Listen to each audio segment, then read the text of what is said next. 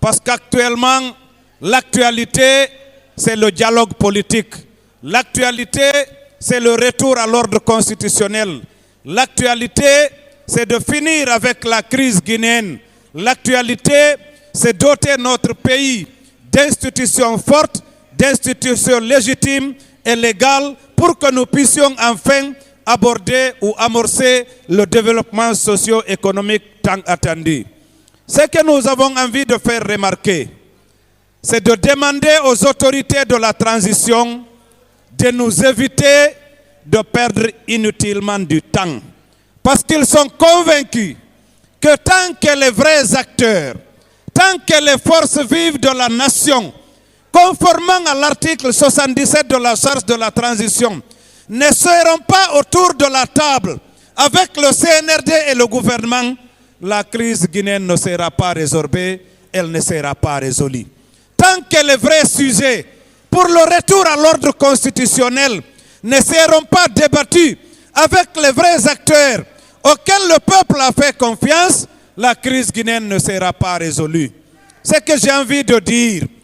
Nous suivons des acteurs politiques, nous suivons des leaders à longueur de journée qui ne font qu'attaquer l'UFDG et l'ANAD. Mais ce qu'il faut leur dire, c'est quoi? La souveraineté appartient au peuple. La légitimité appartient au peuple.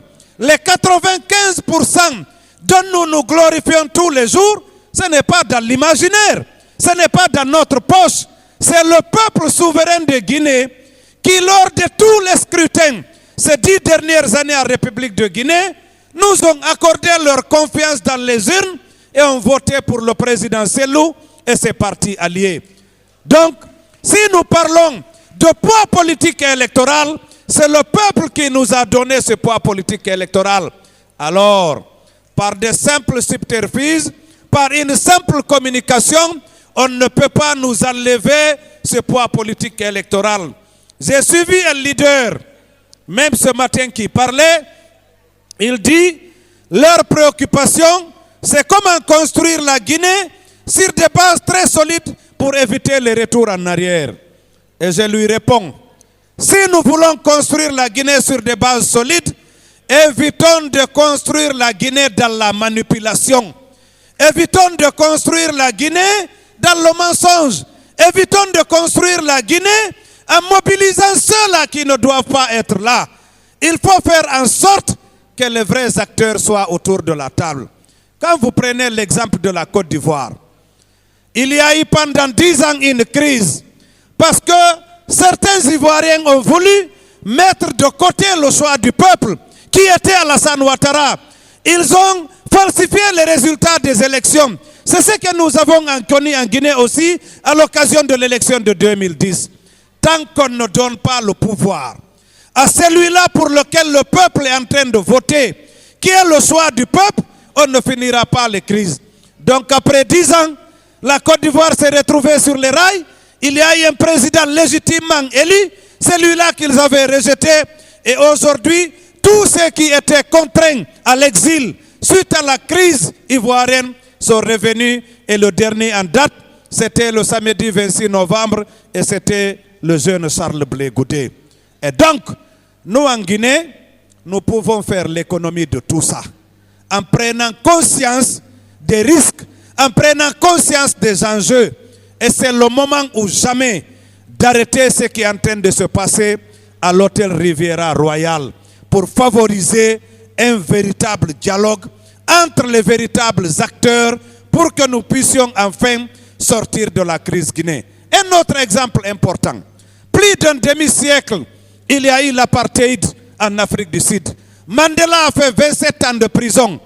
Mais en fin de compte, les autorités ont compris que pour résoudre la crise sud-africaine, il fallait libérer Mandela et il fallait discuter avec l'ANC. Qui peut se targuer d'avoir un dialogue inclusif en Guinée sans l'UFDG et l'ANAD? Est-ce que c'est du sérieux? Est-ce que c'est du sérieux?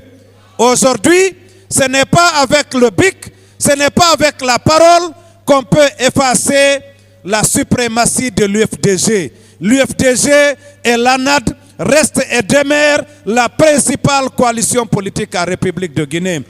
Donc, sans tarder, nous invitons humblement les autorités de la transition à faire en sorte que nous économisions du temps, que nous ne terminions pas ce par quoi nous aurions commencé, que les vrais problèmes soient autour de la table avec les vrais acteurs.